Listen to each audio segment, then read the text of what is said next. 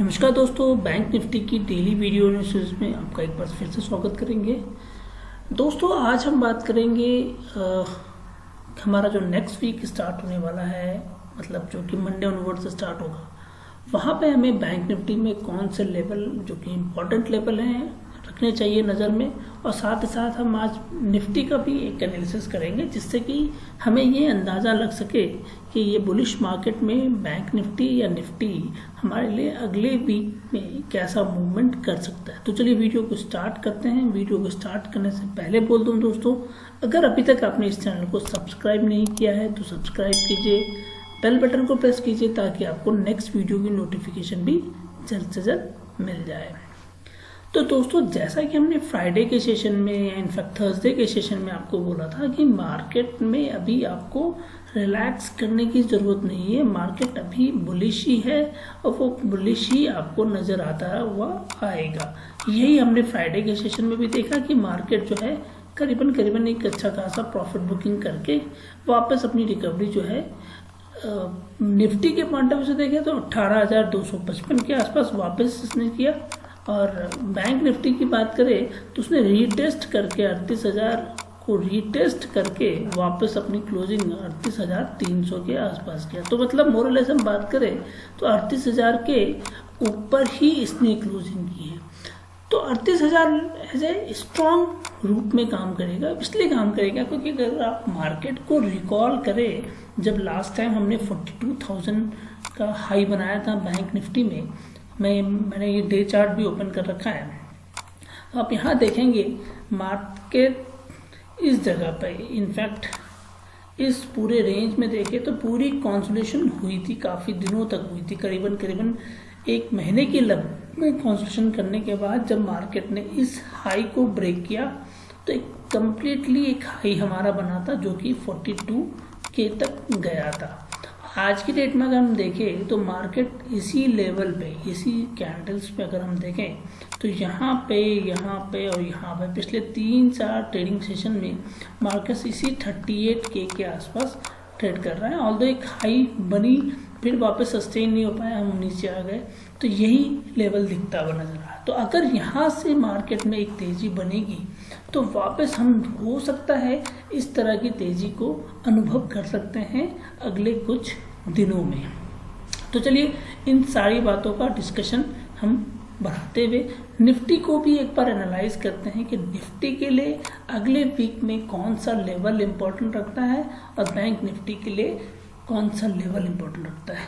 Same situation पर अगर आप बैंक निफ्टी को देखने की कोशिश करें, वहाँ भी हम देखेंगे कि निफ्टी जब इस पोजीशन पे सस्टेन कर रहा था, ये 18,200 के आसपास की बात करें, तो एक बार उसने हाई बनाया, फिर वापस इस लेवल को टच किया, रीटेस्ट किया, फिर इसी के आसपास ट्रेड हुआ, फिर एक नीचे बनाने के बाद फिर वापस रीटेस्ट करने की कोशिश जरूर किया पर वो सस्टेन नहीं कर पाया। But the good part is that कि अभी हम अपने इस हाई को जो कि 18,200 के ऊपर हमने फ्राइडे को अपनी क्लोजिंग की है, तो इट्स मीन्स कि मार्केट के लिए 18,200 ऐसे स्ट्रॉन्ग जोन बन सकता है। In fact to be very precise बात करें तो 18,150 से लेके 18,200 का रेंज एक ऐसा रेंज होगा जहां पे मार्केट अगर डॉजी या हैमर कैंडल बनाता है तो हमें अपनी पोजीशन लॉन्ग अगर कोई है तो वहाँ क्लोज कर लेनी चाहिए और पुट साइड की तैयारी करनी चाहिए। बिकॉज हो सकता है फिर मार्केट 18,200 को अगर सस्टेन नहीं कर पाएगा तो हम वापस इसको इस लेवल पे भी देख सकते हैं जो कि 17,500 तक का भी होता हुआ नजर आ सकता है। तो चलिए बुलिश मार्केट है, ऑप्टिमिस्ट हैं, मैं हूँ, आप हैं, सभी हैं, तो हम यही मान के चलते हैं कि मार्केट के लिए 18,150 से लेके 18,200 का लेवल एक स्ट्रॉन्ग लेवल होगा निफ्टी के बनस्पत, और बैंक निफ्टी में हम बात करें तो 38,000 से लेके 38,200 का लेवल एक स्ट्रॉन्ग लेवल होगा सस्टेन करने के लिए, अगर हमें बुलिश मार्केट में ही रहना है तो। तो ये दो लेवल्स पे हमेशा फोकस कीजिएगा वीकली बेसिस पे।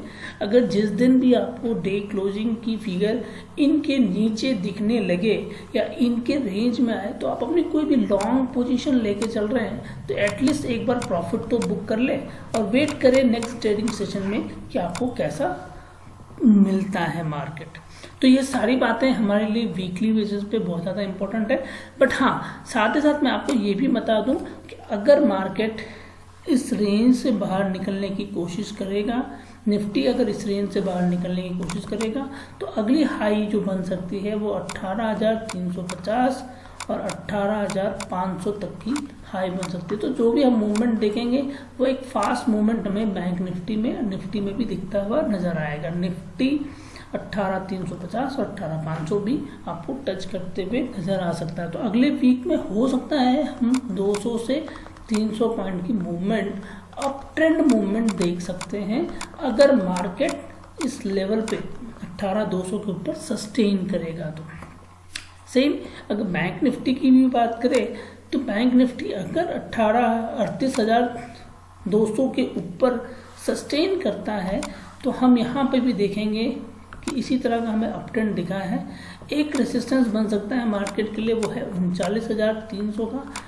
ठीक है, उसके बाद मार्केट जो है अप फ्रंट भागेगा और वो फिर 40,000 और 40,500 का भी लेवल बहुत फास्ट वे में करने की कोशिश करेगा। तो नेक्स्ट वीक मुझे लगता है करीबन मार्केट जो है 1,000 पॉइंट की मूवमेंट करने के बाद थोड़ा बहुत वेट एंड वॉच करेगा, जो कि 39,300 से लेके 39,500 तक का हो सकता है। यहाँ पे कॉन्सोलेशन होने के बाद फिर एक अप ट्रेंड देखेंगे जो कि हमारे इस लेवल और इस टारगेट को मीट करता है। बट ये थोड़ी सी फास्ट मूवमेंट हमें दिखती भी नजर आएगी। तो वीकली बेसिस पे हम इस तरह का मूवमेंट देख सकते हैं बैंक निफ्टी और निफ्टी में। चलिए अब इंटरडे के पॉइंट ऑफ व्यू से बात कर ले कि मंडे को अगर हमें ट्रेड करना है कौन से लेवल इंपॉर्टेंट लगते हैं निफ्टी बैंक में। तो चलिए बात करें, ये देखिए निफ्टी का आप एक रिपोर्ट देख रहे हैं जिसमें आपको एक चीज़ और नज़र आ रही होगी कि इस रेंज पे हम देख रहे हैं कि काफ़ी ज़्यादा कंसोलिडेशन हमें मिलता हुआ नज़र आया है। तो इस पर नज़र बना कर रखने वाली चीज़ है। जैसे सपोज अगर मैं बात करूँ, ये रेंज हमारा बन रहा है यहाँ से लेके यहाँ तक का लेवल है। तो ये अगर हम एक जोन मान लेते हैं कुछ देर के लिए, हमारे लिए ये एक ट्रेडिंग जोन बन सकता है। तो अगर बैंक निफ्टी को मंडे को ट्रेड करना है तो सिचुएशंस हमारी 3 हो सकती है, जैसा कि मैं हमेशा अपने वीडियो के माध्यम से आपको देता हूँ कि हमारी 3 सिचुएशन तो हम स्टडी करते हैं हमेशा। पहला सिचुएशन बनता है गैप अप, दूसरा बनता है फ्लैट सिचुएशन और तीसरा बनता है gap down situation. Gap down, gap up और ये फ्लैट, ये तीनों पे मैं ये कहना चाहता हूँ, जब भी ये गैप अप, फ्लैट और गैप डाउन बोलता हूँ तो इसका मतलब मैं ये कहना चाहता हूँ कि मार्केट अपनी इस प्राइस पे जो एट द मनी थी वो 38,310 की थी, अब गैप अप होगा तो इससे ऊपर खुलेगा। तो जब तक इससे 200 पॉइंट या 150 पॉइंट ऊपर ना खुले मैं इसको गैप अप नहीं मानता हूँ। 10-15 पॉइंट की गैप अप कुछ नहीं होती है, इसलिए 150 से 200 पॉइंट की मूवमेंट आए तो हम गैप अप मानेंगे।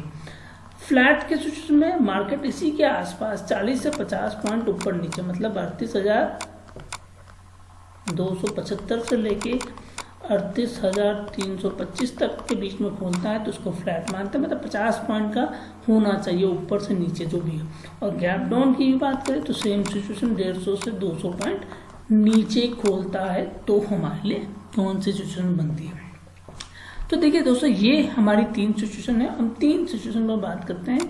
सबसे पहले हम लेके चलते हैं गैप डाउन की सिचुएशन।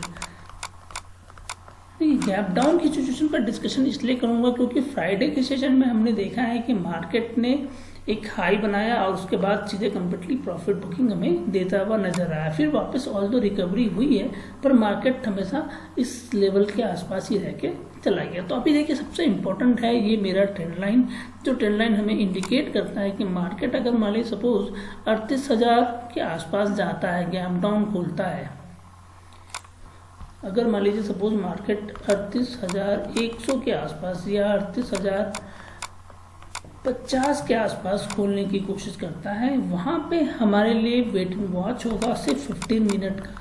और एक बार वॉलिटी सस्टेन हो जाती है, क्लियर हो जाती है, मार्केट में जो भी अप्स एंड डाउन्स होना है वो ख़त्म हो जाता है, उस समय हमारे लिए एक एंट्री बन सकती है। वो एंट्री बनेगी 38,000 की कॉल को मैं बाई कर सकता हूँ, या मैं 37,900 की कॉल को बाई करने की कोशिश करूँगा, और वो लेके जाएगा 38,250 पहला टारगेट, 38,300 दूसरा टारगेट, और 38,350 मेरा तीसरा टारगेट बन सकता है, अगर मार्केट गैप डाउन ओपनिंग करके मुझे इस रेंज में ट्रेड करता हुआ नजर आता है। यस, अगर वो 38,000 के लेवल को भी ब्रेक करता है तो डेफिनेटली हमारे लिए पुट साइड की ट्रेड बनेगी, और वो ट्रेड जो बनेगी वो हमें 37,500 तक ले जा सकती है। तो ये नज़र बना कर रखने वाली चीज़ है कि अगर गैप डाउन हो तो इसी रेंज में मार्केट खुले और सस्टेन करे इसी रेंज में। तो थोड़ा सा आप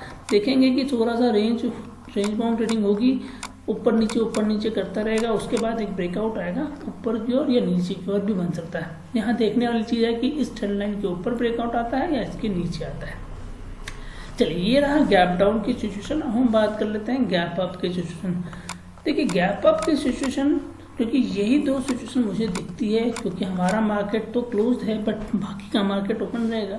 तो गैप अप की सिचुएशन में मैं वेट करूंगा इस ट्रेंड लाइन का, जो कि मेरा 38,500 के आसपास का बनता है। तो मार्केट सपोज कीजिए 38,500 के आसपास ओपनिंग करता है, तो मैं थोड़ा वेट एंड वॉच करके 38,500 के आसपास अगर बनता है तो यहाँ भी मेरे पास पुट की ट्रेड बन सकती है, क्योंकि अगर मार्केट यहाँ पे ओपन करेगा तो एक बार प्रॉफिट बुकिंग और हम देखेंगे नीचे के सत्र पे होता हुआ नजर आए, क्योंकि ये गैप फिल होगा और प्रॉफिट बुकिंग हो सकती है। तो उस केस में मैं 38,700 की पुट को ट्रेड करना पसंद करूंगा। 38,700 की पुट को ट्रेड करके मेरा टारगेट बनेगा 38,400 पहला, 38,350 और 38,300 पे जाके मैं अपनी पोजीशंस को बुक कर लूँगा। यहाँ मुझे 100 से 200 पॉइंट की मूवमेंट डेफिनेटली मिलेगी, क्योंकि देखिए क्या था, मैं आपको एक सिचुएशन दिखाता हूँ, शायद आप उससे बहुत कुछ समझ सकेंगे और मैं समझाने की कोशिश कर रहा हूँ। देखिए, मार्केट को अगर हम यहाँ से देखें, इस रेंज से देखें, तो यहाँ पे क्या था कि मार्केट कुछ इस तरह से अगर इस ट्रेंड लाइन को अगर आप नोट डाउन करें और ये आप समझने की कोशिश करें, तो मार्केट कुछ इस हिसाब से मार्केट मूव कर रहा था। फॉर एग्जांपल, अगर मैं इस चार्ट को स्विंग करता हूँ थोड़ा सा, तो आपको समझ में आएगा कि मार्केट इस रेंज में ट्रेड कर रहा था। यहाँ से गैप डाउन ओपनिंग होती थी और मार्केट एक हाई मारता था, फिर नीचे आता था, फिर एक हाई मारने की कोशिश करता था, फिर नीचे आता था, और इस रेंज में ही ट्रेड करते हुए वो ओपनिंग कर रहा था। बट फ्राइडे के सत्र में अगर आप देखें तो मार्केट ने इस रेंज से बाहर अपनी पोजीशन बना ली है, क्योंकि ये रेंज होता था और ये रेंज के बाद इसने फ्राइडे को इसको ब्रेक। अब जब तक वो इस रेंज के ऊपर नहीं जाता है, मैं बहुत ज़्यादा कॉन्फिडेंट नहीं हो पाऊंगा कि मुझे कॉल साइड पे लॉन्ग पोजीशन लेनी चाहिए या नहीं लेनी चाहिए, कम से कम बैंक निफ्टी के दौरान। Although Nifty is in strong hand, Nifty अभी भी बहुत स्ट्रांग है, पर बैंक निफ्टी में हमें स्ट्रांगनेस नज़र नहीं आ रही है। तो इसीलिए मेरे लिए ये लेवल ज़्यादा इंपॉर्टेंट है, बिकॉज इसी लेवल से बाउंसिंग हम देख रहे थे। जैसे ही वो ये ब्रेक करेगा तो then there is a possibility कि यहाँ पे हमारे पास एक फास्ट मूवमेंट आएगा और वापस वो इस चैनल के अंदर में बैंक निफ्टी आता हुआ नज़र आ सकता है हमें। तो जब इस चैनल के अंदर आएगा तो तब एक लॉन्ग पोजीशन भी बन सकती है और साथ ही साथ हम प्रॉफिट बुकिंग करते हुए नजर आएंगे। तो इसी रेंज में ट्रेड करते करते वो 39,600 और 40,000 को भी क्रॉस कर सकता है। तो एक बार इस रेंज में आने के लिए हम वेट करेंगे बैंक निफ्टी को। तो इसीलिए मैंने कहा कि गैप अप की सिचुएशन में मेरे लिए पुट ट्रेड करना ज़्यादा कॉन्फिडेंस है, बिकॉज अगर मैं पुट ट्रेड करूंगा तो हो सकता है 38,700 का पुट मेरे लिए ज़्यादा फायदेमंद होगा, या 38,600 का भी पुट मेरे लिए फायदेमंद हो सकता है, क्योंकि 200 पॉइंट ऊपर होने के बाद मार्केट मुझे 500-600 जो भी मुझे लगेगा कंफर्टेबिलिटी मैं उसको ट्रेड कर सकता हूँ, क्योंकि पुट ही ट्रेड होगा। क्योंकि इस रेंज में आने के बाद हो सकता है वापस एक ब्रेकडाउन नीचे की ओर देखते हुए नजर आएंगे। बट लेवल सिंपल है कि मार्केट 38,100 के नीचे नहीं जाएगा अगर गैप अप की सिचुएशन आती है। तो फ्लैट ओपनिंग होती नहीं है, हो नहीं सकती, फिर भी हम एक फ्लैट डिस्कशन कर लेते हैं। अगर फ्लैट डिस्कशन होगा तो मान के चलिएगा 38,300 के आसपास होगा, तो यहाँ मेरे लिए नो ट्रेड बनता है, बिकॉज मार्केट नो ट्रेड करने के कारण ये कंसोलिडेशन करता रहेगा, इसी रेंज में करेगा। जब तक मुझे ऊपर की एक ब्रेकआउट नहीं मिलेगी या नीचे की ब्रेकआउट नहीं मिलेगी, मैं कोई ट्रेड नहीं लूंगा। तो मैं यहाँ पे मार्केट को छोड़ दूंगा थोड़े दिनों के लिए, या थोड़े दिनों के लिए कह लीजिए, या थोड़े घंटे के लिए दे लीजिए, जो भी हो। पर ये सिचुएशन मेरी तभी बनेगी जब मार्केट इस रेंज के बाद या तो मैं पुट की ट्रेड बन सकती है, नीचे की कॉल तो मैं डेफिनेटली नहीं लूंगा अगर मार्केट फ्लैट ओपनिंग करेगा तो दोस्तों ये रहा हमारा निफ्टी बैंक निफ्टी का एनालिसिस। अगर आप भी हमारे रेफरल ग्रुप में आना चाहते हैं, जहाँ पे मैं बहुत सारे कॉल्स के साथ साथ चार्ट शेयरिंग और ब्रेकआउट की स्ट्रैटेजी और बहुत सारी चीज़ें लर्निंग की भी देता हूँ, तो आपको एक डीमेट अकाउंट हमारे रेफरल लिंक से ओपन करना पड़ेगा। और अगर प्रीमियम ग्रुप में आना चाहते हैं तो उसके लिए आप व्हाट्सअप नंबर अवेलेबल है, आप उस पर जाकर डिस्कस कर सकते हैं। चलिए साथ ही साथ हम बैंक निफ्टी तो डिस्कस कर लिए।